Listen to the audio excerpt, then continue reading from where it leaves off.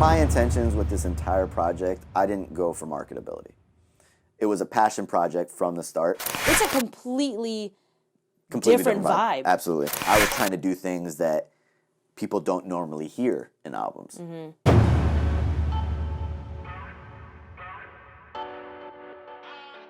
What's up, guys? It's DJ K Young, and today I'm sitting down with DJ Paimon to talk about his new project, Soul De Selene.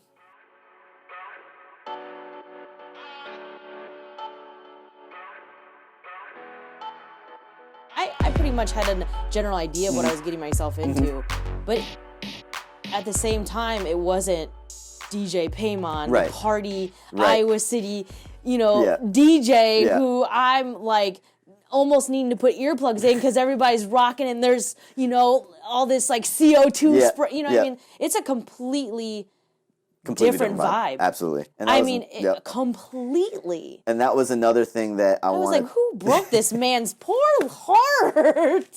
So that was, So that Like, was, jeez. So that was another thing I wanted to also separate too was who like you are. Like I said, like all these previous projects, because so I did take the break from KOTC to work on that, but then I came back, put out KOTC, which like you said was geared towards club music. Yeah, it was fun, party, light. EDM influenced, hip-hop tracks. Then me and TJ put out our collab with EP, Invite Only, which was a lot of trap-influenced R&B stuff to play in the clubs. And then there was a couple other collab EPs I was working on after that as well. Then I finally came back to this. Wow. And then on top of that, working on the visual album, that took a full, probably almost a year in production. Really? Yeah, so we shot that. I want to say it was like 8 months of shooting and then like a month or two of editing. Isn't it crazy how 8 months of shooting and then the production or the post-production, cutting and editing and all that stuff, like, and what the video's what, like 10 minutes. 10 minutes. Yeah, 10 minutes of a runtime. little less than 10 minutes. Yeah. You know what I mean? So for like a year of all that for 10 minutes. Right. But I think like that's what creative people like yourself, you can enjoy that whole year process to get that 10 minutes of satisfaction. Right. See. I mean, it was a headache at times too. Like film production is something I dabble in, but at the same time, it's not something that I would necessarily think. Well, you're a great actor. Appreciate it. That was my first time. Yeah, that was my first time You're acting. a great actor. So thank you. But I don't know if I will continue to try to produce films on this scale too much, just because it is a lot of just management type things where it's like you gotta like scheduling conflicts, people. So many moving parts and people involved. Because it's really only you and Selene. Yeah.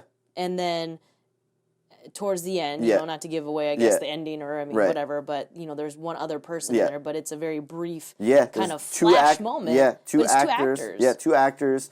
And then, as far as like the people involved, there wasn't too many. Sid Singh directed, Nick Ford edited, and then I had, some people on makeup, some people on... Right, I saw that. You had a makeup some people helping out, like gaffers and stuff like that, but relatively small crew, too, as far as the production side. And then, again, just like with the documentary I did, it was me just being hands-on with pretty much all aspects. And that's time-consuming. And so, the so it was... part's the most. Yeah, so like I was...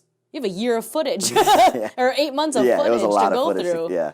And so it was a process at times, a headache but at the end, when you get the final result, it's very fulfilling. Now, did you want 10 minutes? Like, was that your specific, I want to be in that 10-minute range? I didn't want it to be too long because people are ADD. Yeah. And I was putting it out for free on, on the internet. It wasn't like something I was going to try to sell. So I wanted it to be something that people would be motivated to click on and watch. And I feel like anything longer than, when it comes to stuff like this, like artistic stuff, anything longer than 10 minutes, you might lose their attention. So I was going to ask you too, because we live in a world of 30 seconds. Yeah. You know what I mean? Yeah. We are a 30-second era right now. 60 seconds max. Are you afraid of losing that attention? Do you think people... with this project or just in general? No, yeah, just with the visual project. Not the audio project, but the visually.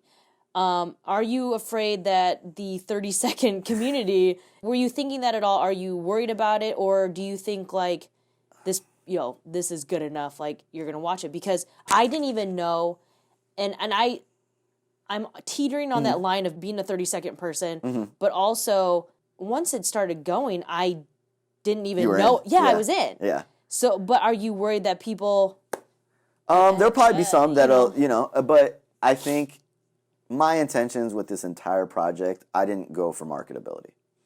It was a passion project from the start. Okay. So I went more on the artistic side rather than the what's best for the consumer. Right. Because as far as albums go, I'd rather put out EPs, smaller projects, and have people want more. But this one, I was like, I can't stick to 4 or 5 songs. Like I want it to be. It was 10 songs originally. It was and then 30. Yeah, well, 30 originally. Yeah, but 10 songs was what I was going to release. Right. Okay. And then I cut it down to 8. So that, and then some of the songs are in that 3 to 4 minute range. Which nowadays is considered very long. Very, like taboo. Yeah, almost. Exactly, right? Like in the streaming era, most songs, 2.5 minutes, 3 minutes at the longest. Well, as DJs, I mean, we've talked about this in past interviews. It's like a hook and a verse and a hook, and you're out. And you're out, yeah. I mean, and so I didn't approach this from that mind, right? Because that's what I did with KOTC and Invite Only. Specifically, I made this from the artistic side. Like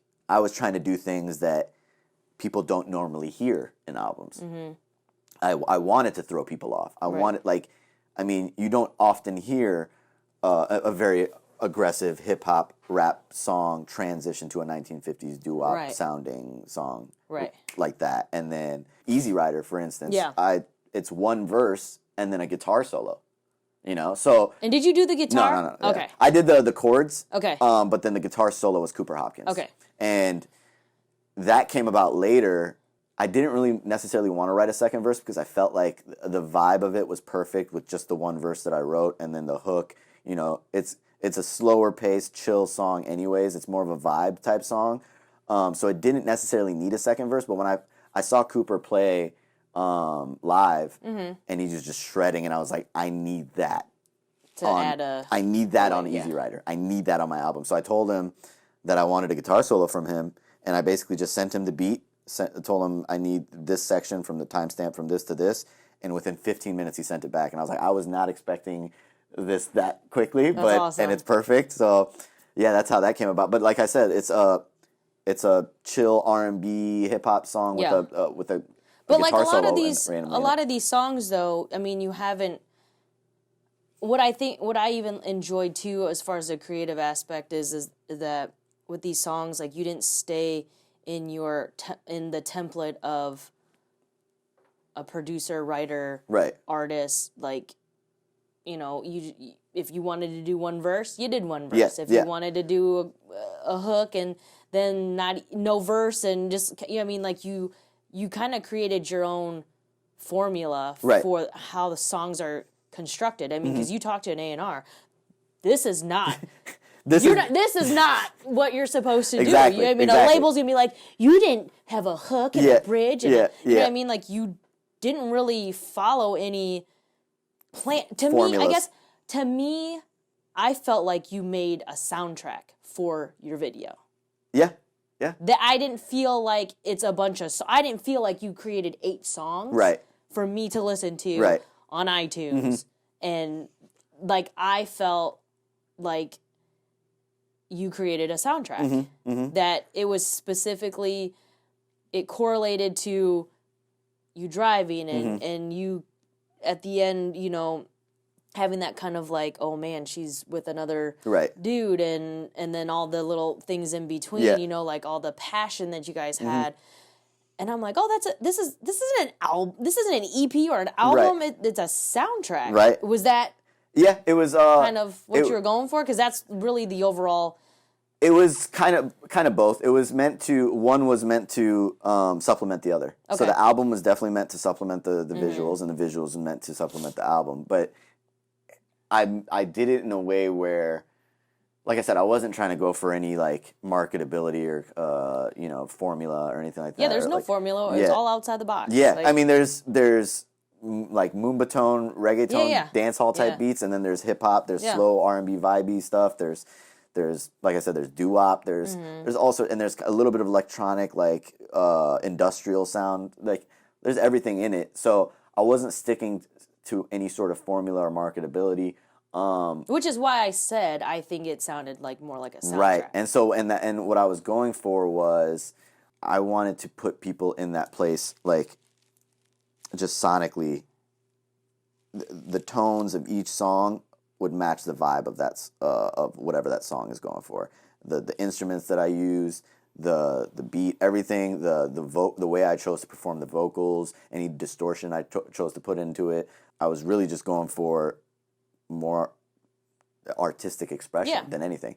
And like even like going from Stranger to Relapse, those two beats are very similar, and that's intentional. Those two songs kind of transition into each other. You know, like the end of Stranger, you hear the beat of Relapse coming in, kind of like you hear, and that's probably the DJ side of me. Yeah. But yeah, those two beats go together. At the end of Your Type, before it goes into I Miss the Lies, there's a callback to that Sunrise interlude. But you know, if you watch the film, it's screwed up. It's, you know, it sounds different. It's darker, and there's a reason for that as well, and that carries the story. So I do a lot of storytelling type things, or like soundtrack type things, if you will, within the album to, you know, supplement the film and vice versa. But it was definitely meant to be something that you could experience however you chose to experience it. Like I said, I'm interested to see how many people listen to the music first and then watch the film, as opposed to the way you watch the film first and listen to the music first. Because any of these songs could be listened to by itself, and you could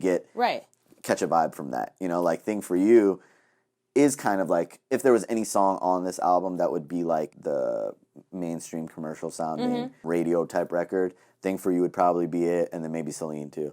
But those songs, you could listen to those out of context and catch and get one particular feeling out of that song by itself. And I feel like all the songs have that, where you can listen to it by itself, but if you listen to it in the order that it's intended, and watch the film too, you'll get a whole experience, and that was the intention. It's like a soft porn. Okay. And I was like... Wasn't expecting that. And I was like, you're half naked in the video. Okay, great. You know, hey. Yeah. Perfect. Good for you. I have to give something to the ladies to see. Yeah.